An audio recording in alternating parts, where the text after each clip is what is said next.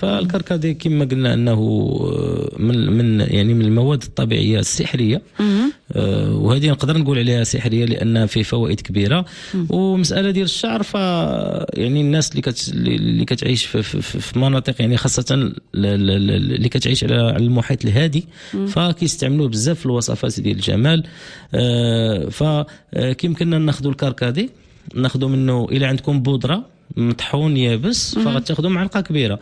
الى عندكم الكركديه في شكل ازهار مجففه فغادي تاخذوا 10 ديال الوريدات ديال الكركديه اللي غيكونوا يابسين، وغادي تضيفوا لهم كاس كبير ديال الماء عادي، تحطوه فوق العافيه حتى تطلع الغليه الاولانيه، غتصفيه في واحد القرعه اللي ما كتدخلش اشعه الشمس، تسدوا عليه تحطوه في الثلاجه.